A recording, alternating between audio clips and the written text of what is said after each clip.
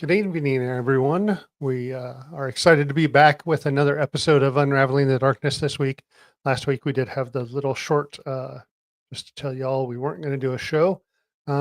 Everything's back to normal, and here we are.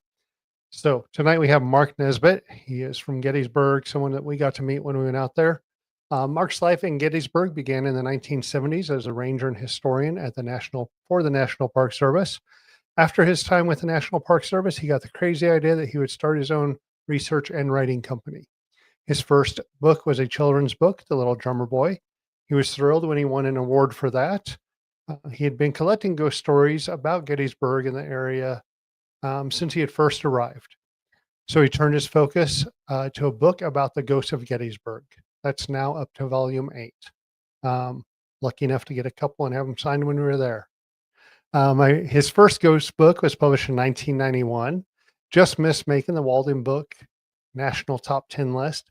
Since then, he's written books covering topics of historical interest and true crime, as well as the paranormal. His stories have been seen on the History Channel, A&E, the Discovery Channel, the Travel Channel, Unsolved Mysteries, the Biography Channel, numerous regional television shows, and heard on Coast to Coast Radio and regional radio.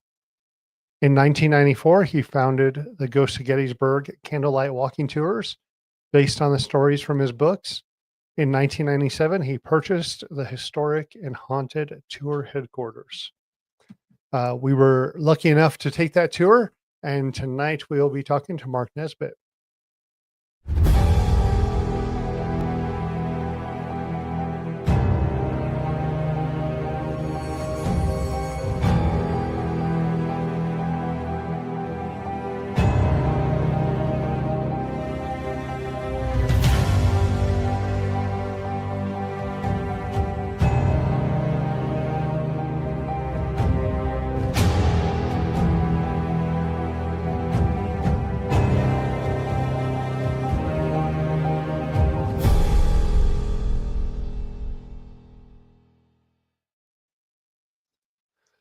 Good evening, Jason. Hey, Aaron. How's it going, man? Going good. How are you tonight? Oh, not too bad. Good. Not bad. Just been working on the haunted house, getting that all finished up and ready to go for October 3rd. So it's coming up quick. Had to get an exterminator in there. Yep. Did some cleaning. Got rid of, the normal basement bug stuff. And there was a time when we did a tour through there, and someone was standing on the corner in one of those rooms, and I'm like, hey, you need to watch that spider that's coming down over your head. Little did I know that we needed an exterminator in there. So that's all right. All taken care of. Yeah. So it's been some hard work, but it'll be fun. It should be a good one this year. Yeah. Got to see your one room. You sent me pictures, and anyone who has been on the tour, on the investigations with us, the white room is now almost a different color. Yep. So that'll be gallons interesting. Of a different color all over. And I'm pretty interested. We're going to do an After the Haunt again this year. Yeah. WOW is. So we'll be doing investigation after a haunted house, starting that late, and see what happens. See if the spirits are a little more active or how they act. Yeah. No, I'm looking forward to that. It's it should be a good time. Yeah.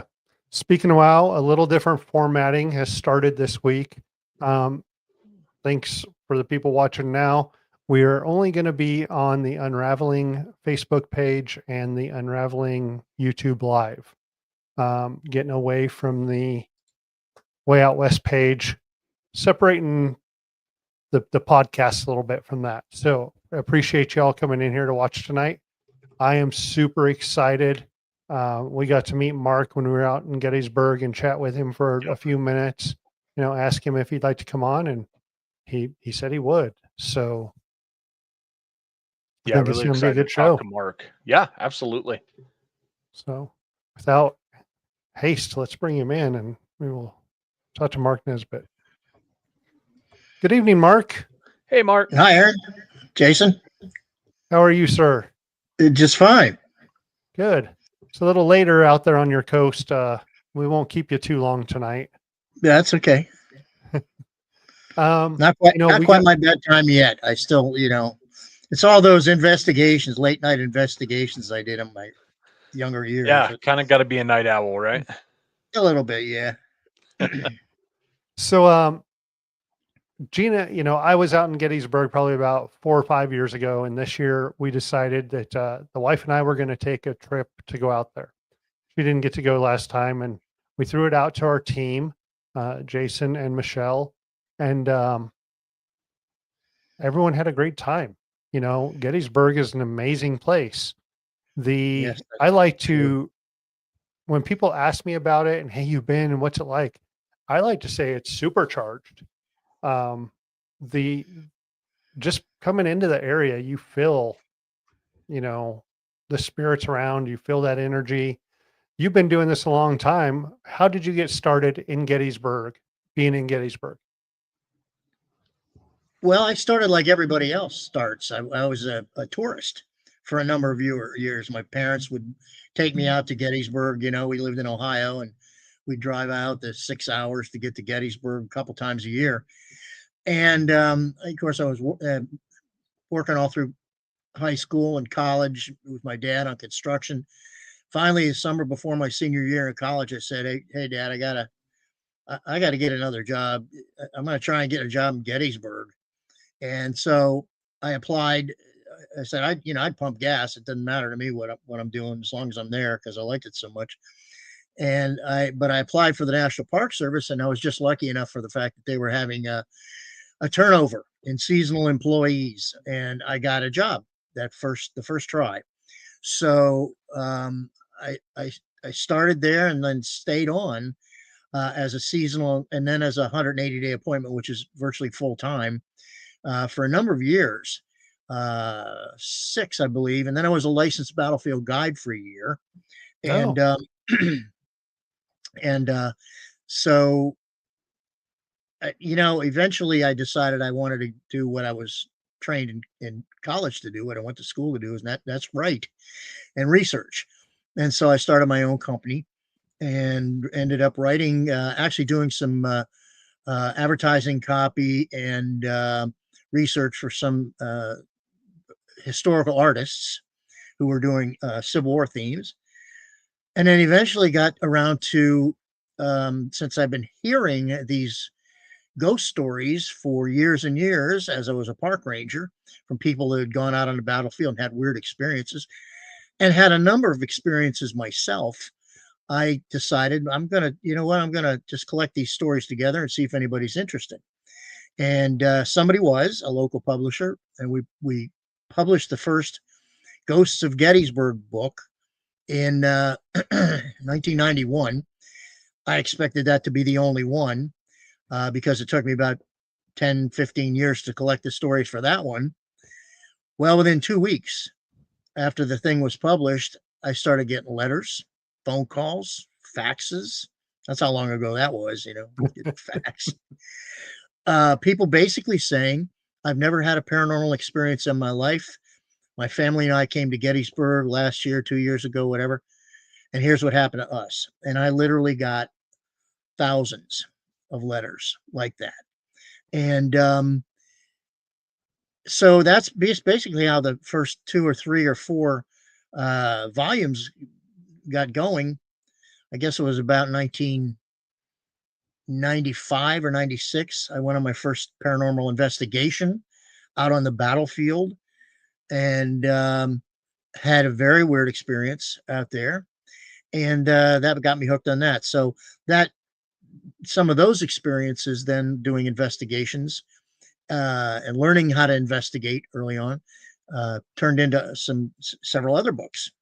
So now in fact, I'm just finishing Ghosts of Gettysburg 9.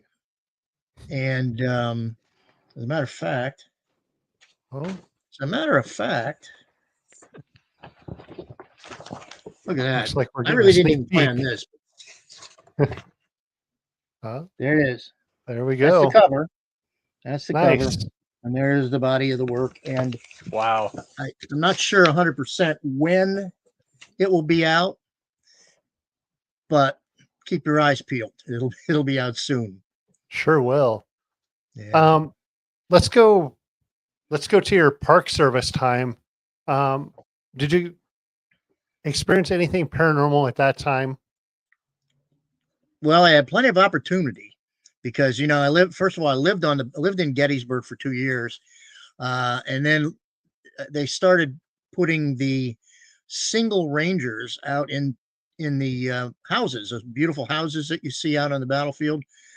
And so I lived in 4 of the houses out there on the battlefield, Wow. and there really it wasn't.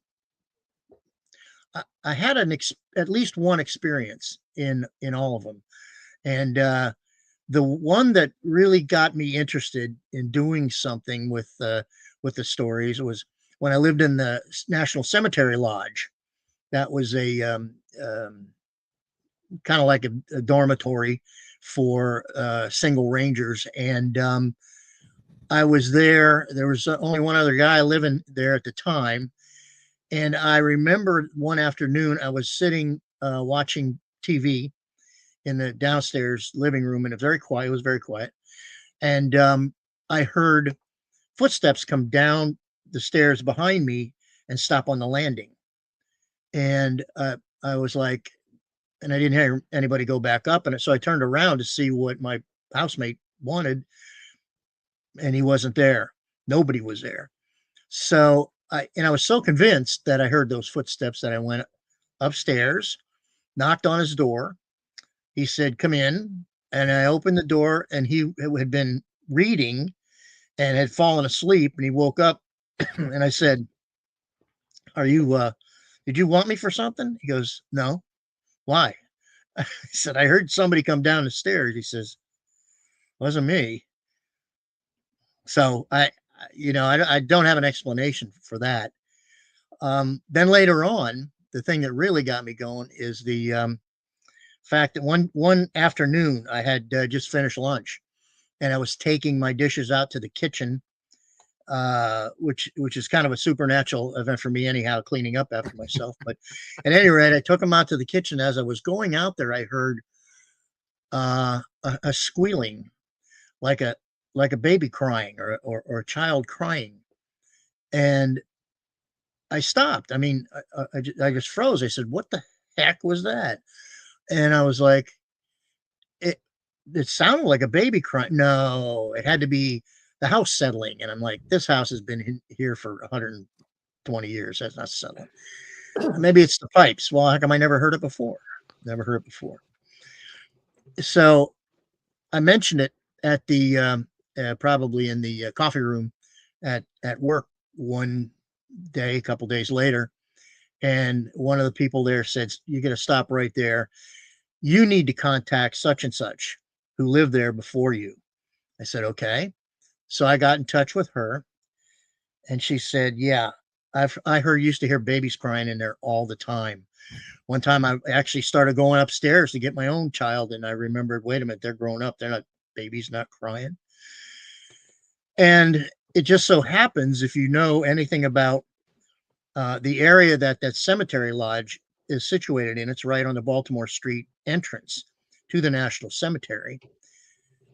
2 doors down toward town is the Homestead Orphanage that was established in 1866 for the orphans of the men in the Civil War who were killed in the Civil War.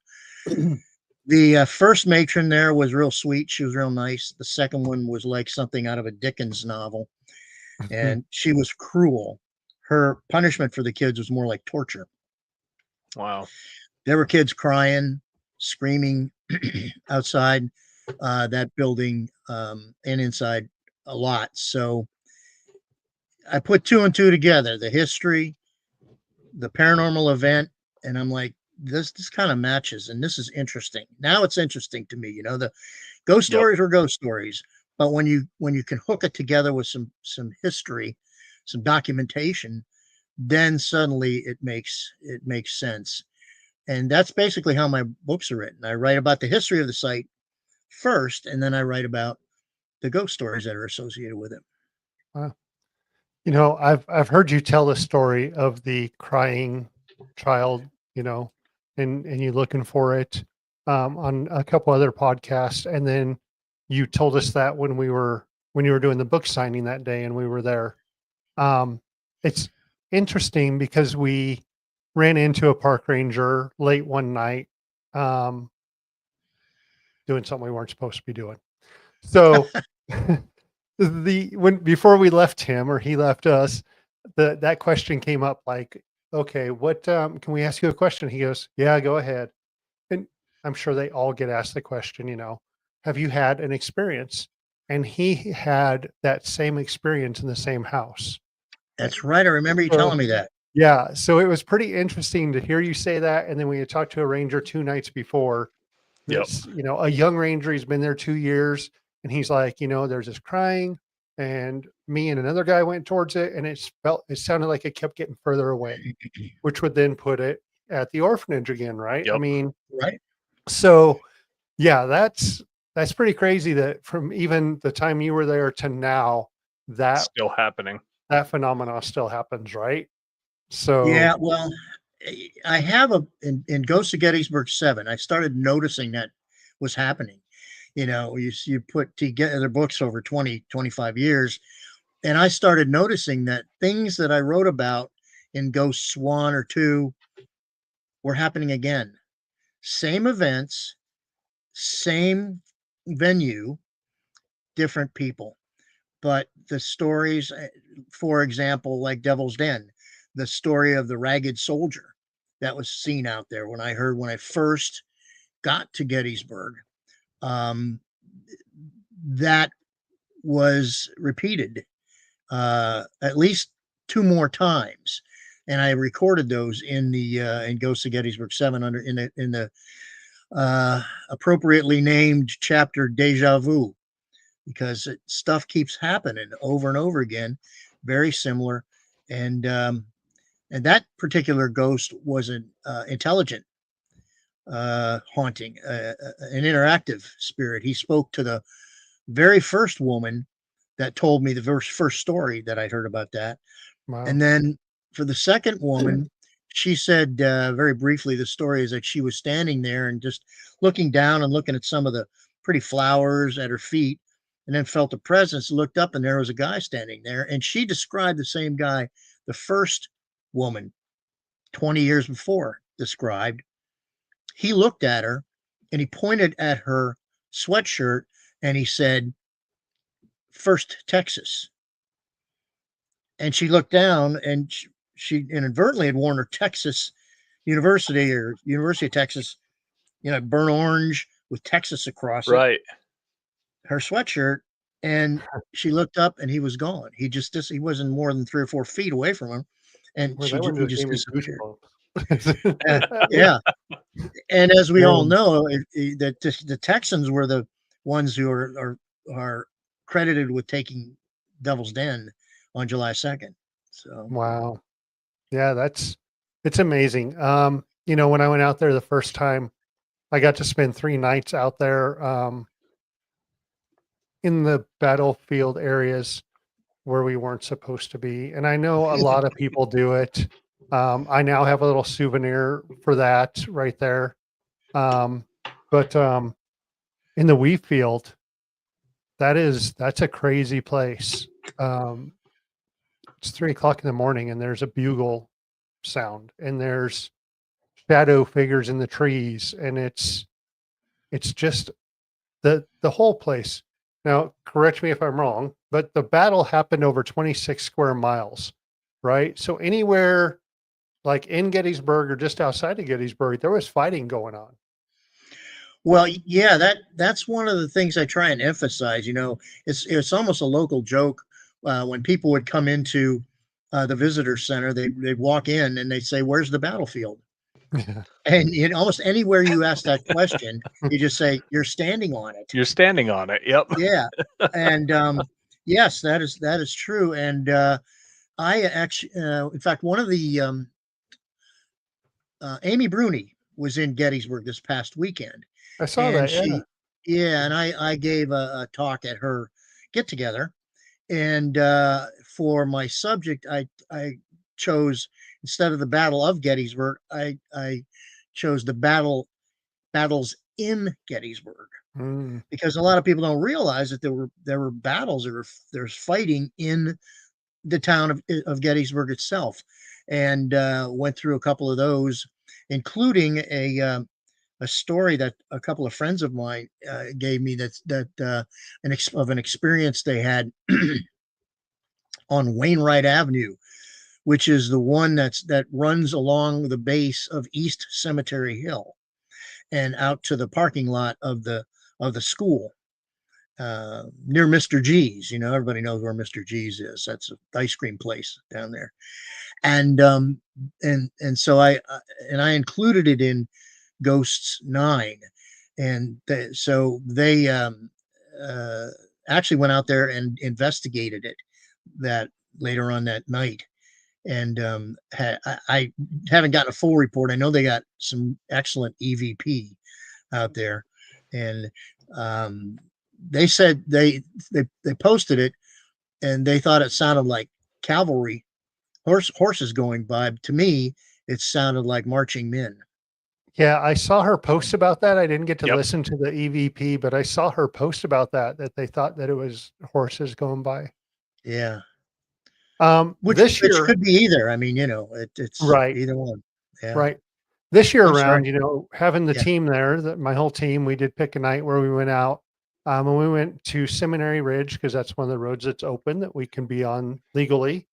And boy, you know, that's where the Confederates came in and lined up and started the fight, right? And it's crazy. Yeah, it was intense out there. Jason has 2 words that he likes to say about that. Yep. I ran. You would be the first. We had footsteps around us. We had a shadow figure in the middle of the road. He went back into the woods a little bit, and something very large was throwing at him, and then something come running at him. We had the thermal on it. There was no thermal hits back there. But the feeling of being surrounded was pretty intense back there. And when we first started, it wasn't that bad. And then he's like, well, let's play some bugle calls. And that's when it kicked up. That opened it up. It was pretty intense there for a little bit. Well, that is it's a good technique, and I've used that type of thing for years. But anything that you can relate, they can relate to, the bugle calls. I actually went out to the Triangular Field one night. I'd written a book called 35 Days to Gettysburg about the 15th Georgia and their battle out there. And I had in the back of the book, I had a list of the casualties and the ones who lived and died, lived through it with a wound, and then the fellows who died. So I picked out the names of the guys that had died. And when I went out there, the first thing I did is call them all to attention, and mention something about, muster for pay, so they're going to show up. That's going to get their attention. Yep. And sure enough, I got when I started calling names, I got a yes, sir. And I got a yo, and I got interesting. Wow. I got responses to maybe half a dozen of the names of the dead that I called. So it's great being able to go in with names and maybe connect with that person, and see if you can get anything. Well, that's the nice thing about Gettysburg and doing a paranormal investigation there. Almost all the monuments, or many of the monuments, actually have the names of the fellas who fought there and either were killed or wounded. But you have to keep in mind that, they're all dead now. Mm-hmm.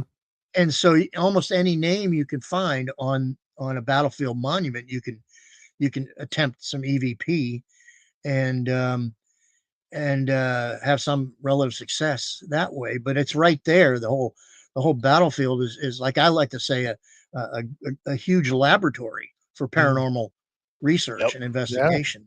So our last full day, we did do the bus tour with the licensed guide. before we left, I saw a TikTok where they show the people walking out from taking the test for being a licensed guide. Right, And right, they're like, oh, right. I didn't know that where this person was born. And I didn't know this. I don't know his name, but he's been a guide for 26 years. He's amazing. Mhm. We went to the Wisconsin monument to start with, and Gina, my wife, is from Wisconsin.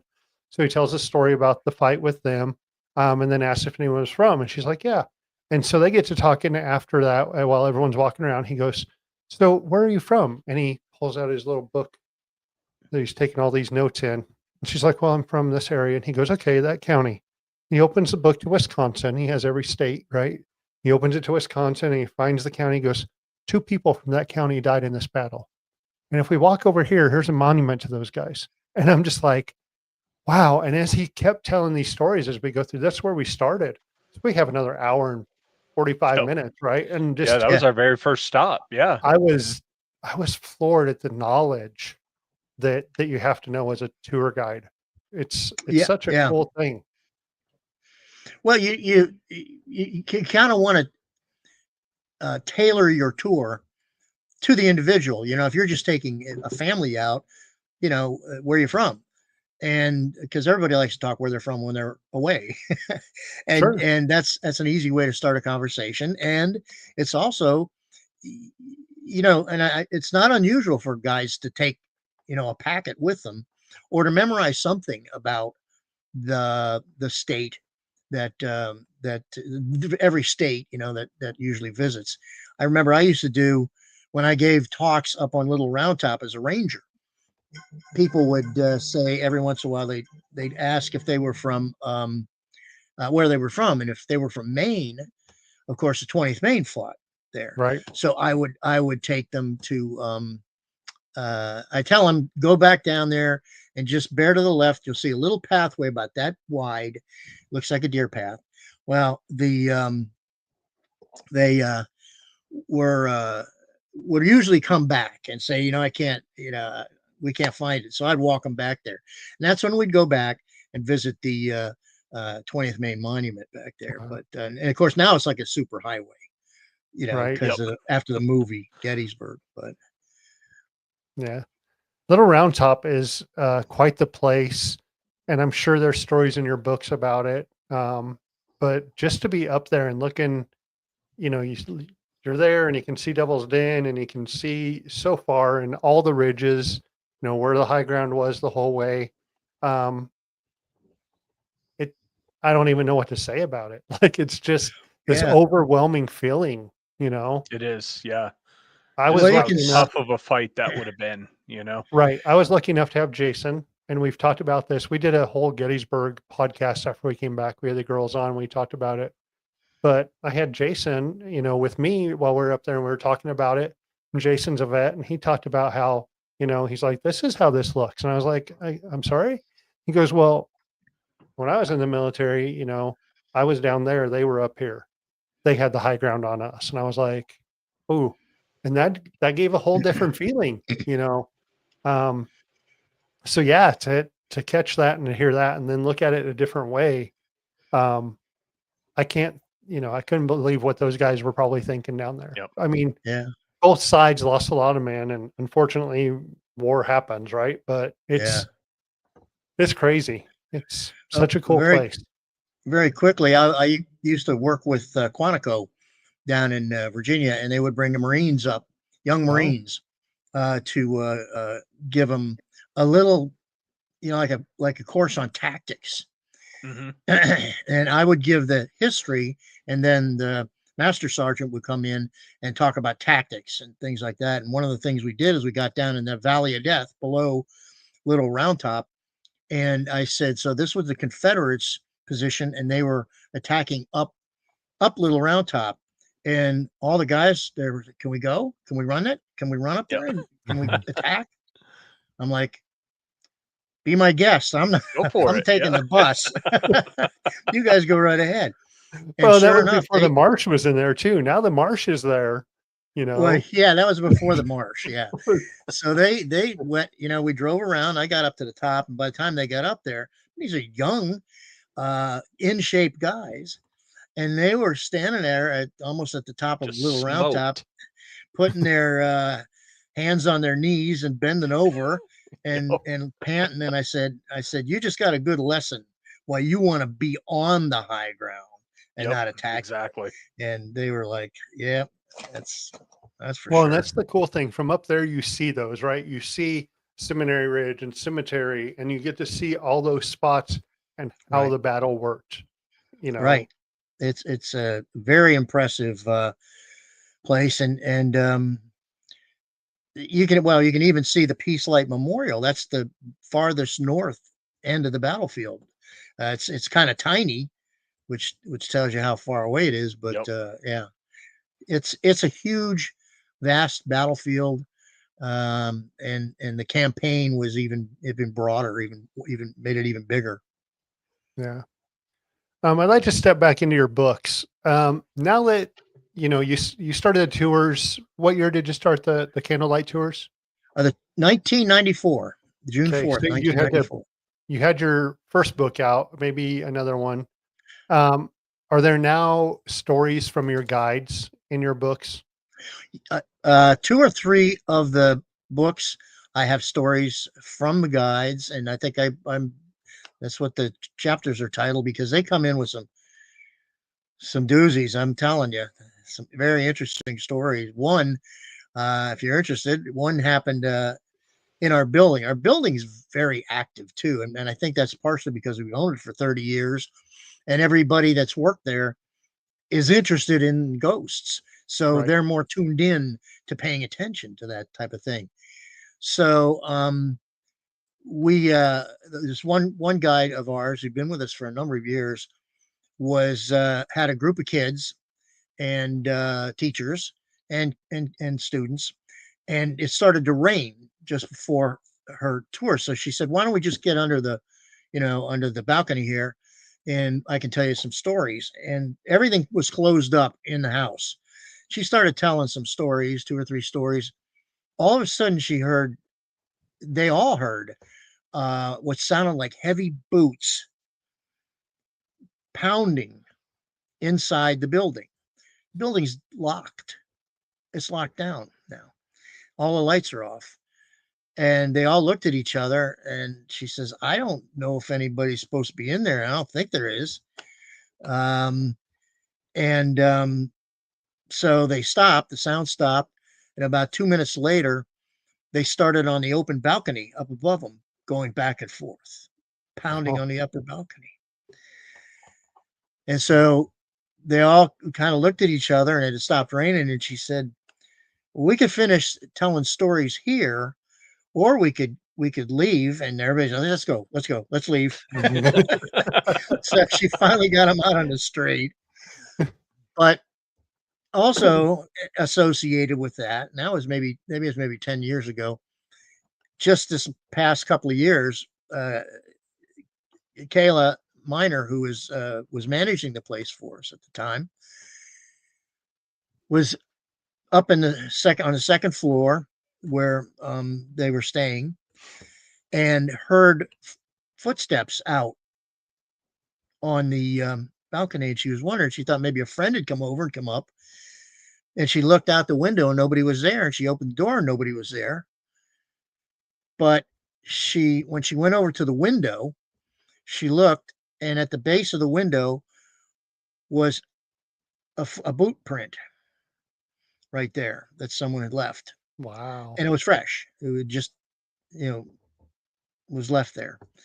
And so she may have gotten an experience with that fella as well. That's really But interesting. stuff happens like that all the time. People hear stuff like that all the time in that And house. all over again. Right. Yeah. Most of the houses, right? There's That's still like 150 Civil War houses there or something like that. Yeah, about 200 and out of 400 that were there at the time of the battle. And when I first started doing collecting ghost stories, people would, I'd ask them, you ever had experiences in your house if they had an old house? And they're like, nah, I've never had a ghost. Never saw a ghost, never had a ghost, no such thing as ghosts. But just about every house has got some kind of story to it. Something going And if on you there. talk to the people long enough or get to be good friends with them enough, they tell you. Mhm.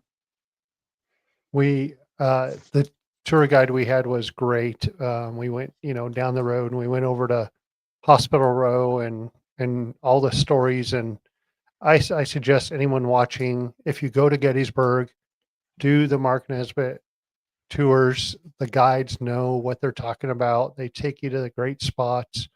Um, the Hospital Row, when we got there, um, that was pretty cool because I didn't realize how many buildings were turned into hospitals.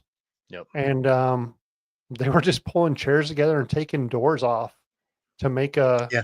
an operating table. Well, you had 51,000 casualties. That's killed, wounded, and missing. Dropped down on a little town of about 2,400 people. And actually, it's probably less than that because a lot of the men, when they heard the Confederates were coming up, they took their dry goods and they took their the cattle and whatever they could get out of town, tried to get north of the Susquehanna. So it was just mostly old men, women, children to take care of, and some orderlies and doctors that were left behind to take care of 51,000 helpless men. And that, in modern day, that's, I guess, Yankee Stadium holds about 42,000. Yeah. So up that 10,000. When you see it on TV, all the people in the stadium. Yep.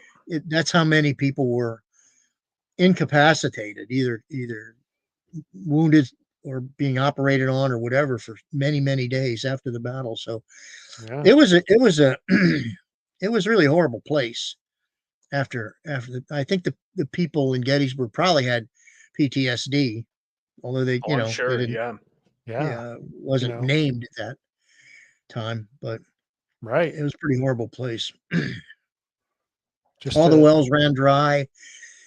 When men are wounded, you had the sickening smell of blood. If they're wounded in the guts, what's in your guts. The smell had to be absolutely horrifying. Screaming and crying all night long. They said, well, of course, the courthouse was made into a hospital. They threw a lot of the benches out, and the people all around the courthouse, the people that lived around the courthouse, wrote about how they couldn't get to sleep. It was so loud. The crying was going on and screaming was going on throughout the night because they had to keep operating. Yep. And that probably happened all over town wherever there was a hospital. And many of the private homes became makeshift hospitals too. Just down the road from the courthouse was the old German Reformed Church down in the corner of Stratton and High Street, and that was the one that they had to drill holes in the wooden floor to let the blood drain out into the basement so that they could continue to operate because they just couldn't. They were slipping and sliding all over the place. So right. Remember that story on the tour. Yeah. That was not a pleasant place. Holes in the floor. I was floored. I'm like, holy cow.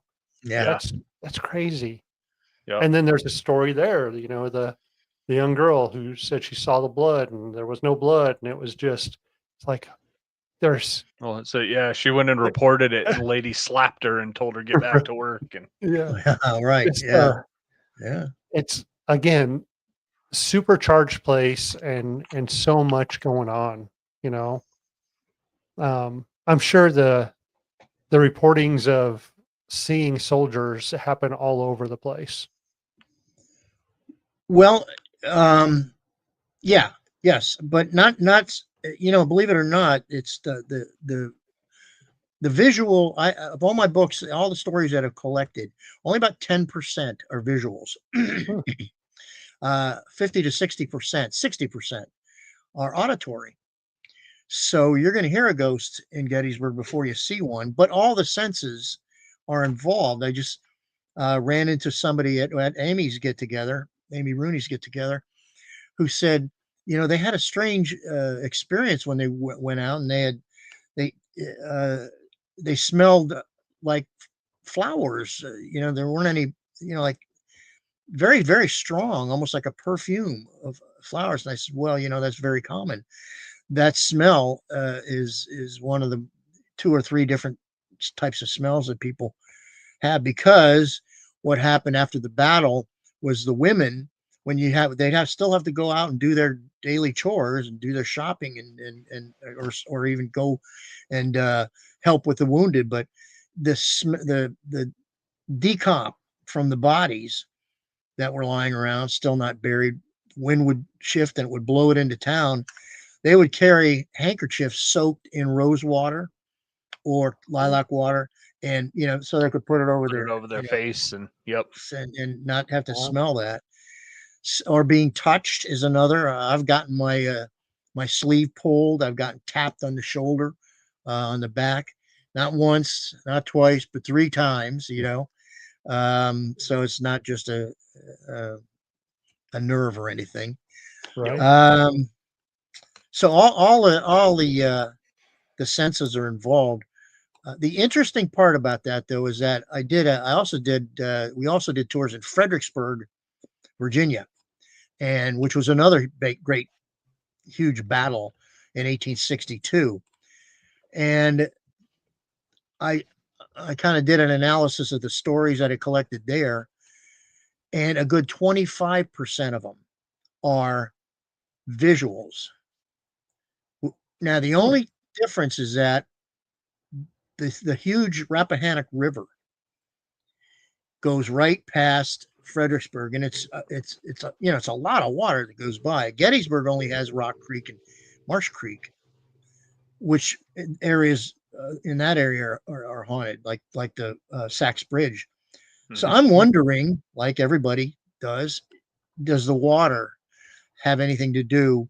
The energy, natural energy that's in the water, does that have anything to do with the type of haunting, or the energy of the type of haunting, yeah, or the energy that the spirits need to manifest? Yeah. Yeah. So probably, I'd say. Yeah.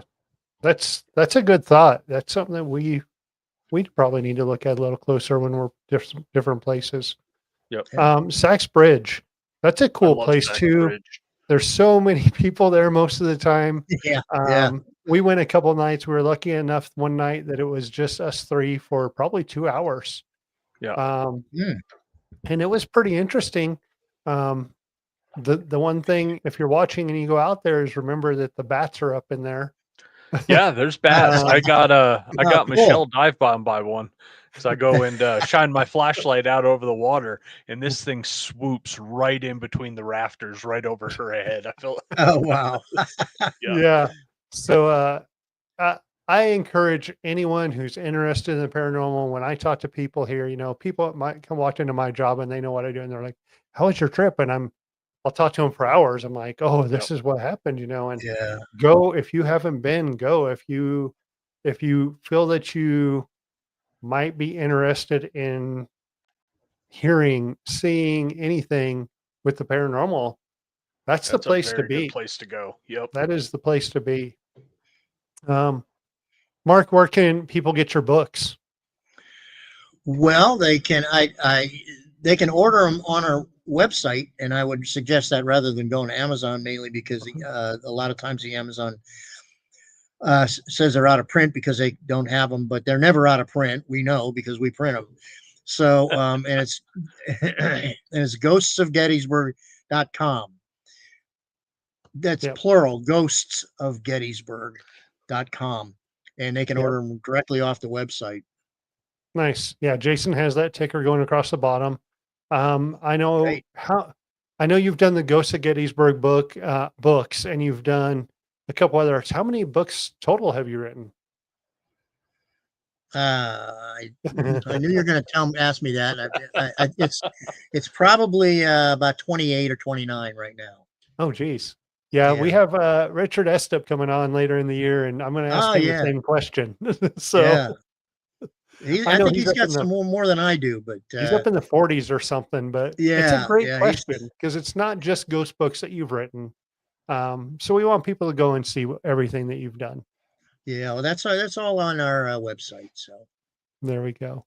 Mark, Yeah, it's been awesome. there's an interesting one I'm going to pick up from you, Mark. The one, if the South won Gettysburg, I think that would be yeah. a really interesting read. Well, it's theoretical, and I wrote it to stir up people's imaginations. And if you disagree completely with it, that's fine. That's That's at least you're fine. Yeah, thinking about it. exactly. Just a theory, Yeah, who knows? yeah. You never know. And what would that have changed? Because it's, you know, Well, I theorize that first of all, I explain how the battle could have been won, and then I theorize what would have happened to the United States. And the theory is basically, you can see it in the very first page of the book. It's a map of the United States, and the map is it's balkanized like Europe. Okay, mm, and I theorize that the North and the South would have separated. Texas eventually would have separated because they were a republic at one time and they were so independent anyhow. Okay, Hmm. they would have taken off. The Rocky Mountain states would have developed last because they were the uh, recreational, basically, and people had a little spare time or wanted to hike, whatever. And California, of course, would have been off on their own. aren't So they now? as always, yeah, because they would have had enough money and people and the sunshine and everything. So Right. that's what I say about what would have happened to the United States. That, Interesting. Yeah, I'm going to have to pick that up and give it a read. Yeah. yeah. I think I have 1, 2, and 3 for Ghosts of Gettysburg. So you'll be seeing my order come through at some point for the Okay. rest of Great. them. So, Great. Great. I appreciate it. well, Mark, where's your favorite place to investigate in Gettysburg besides Oh, your building? I mean, if yeah. you have Besides that, my why leave, that would right? But yeah, that would be the first because I can lock it down and I know I can Yep. know right. what's going on there. Uh, Consistently, the most active places would be Devil's Den and the Triangular Field, which is just adjacent to it. But I've had some success out of East Cavalry Battlefield.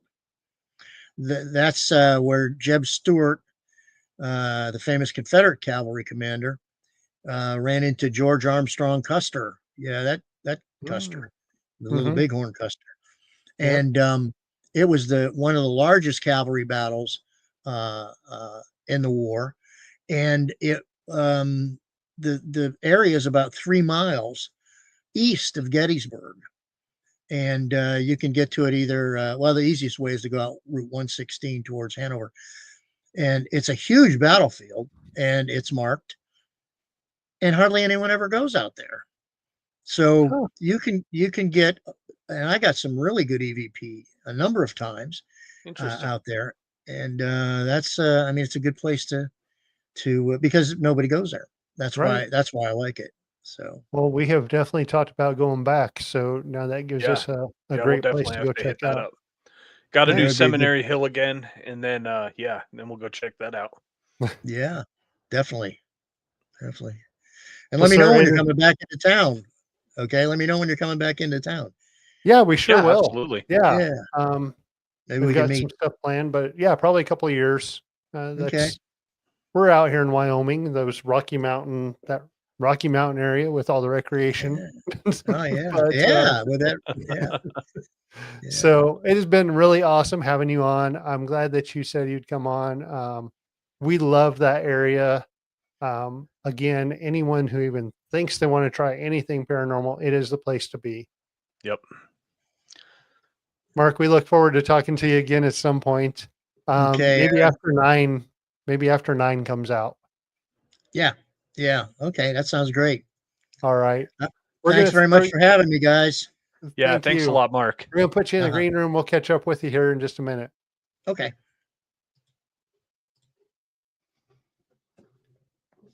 Oh, that was super awesome. You know, we had our time there. Everyone can go back Yep. and watch that podcast and what we had to say about the place and what we did. And you know, we picked up books. If you're interested in the paranormal, those books are the books to get.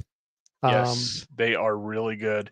And really, I mean, if there's anybody to talk about the ghosts of Gettysburg, it's got to be Mark, right? With all his, experience first as a ranger and then a guide, and then moving on to his independent, research from there. It's amazing. He's devoted his entire life to this battle and what happened there.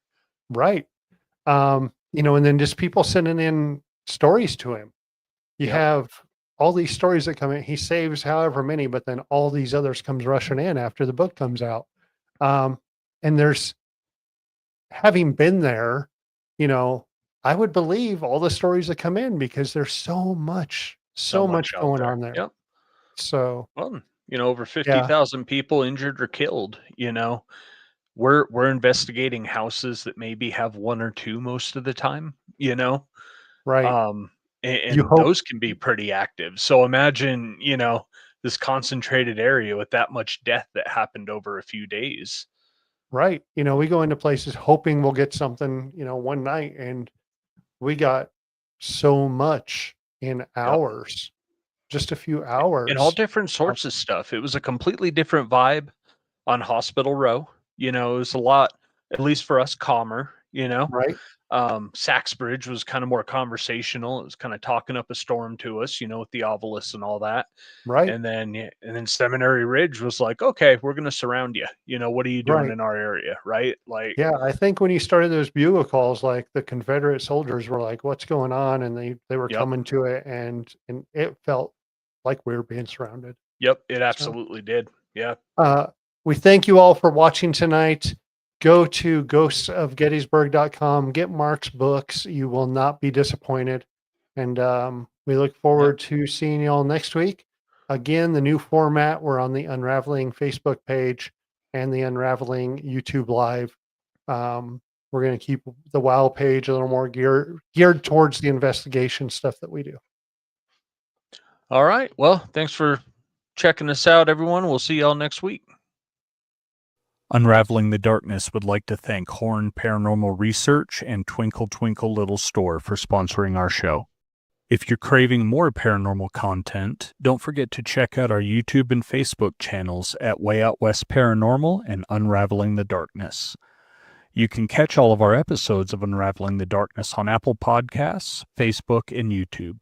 Be sure to like and subscribe as it helps others find the show and join in on the paranormal fun. Thank you so much for tuning in. Until next time, keep your lights on, stay safe, and remember, the truth is out there, and it might just be closer than you think.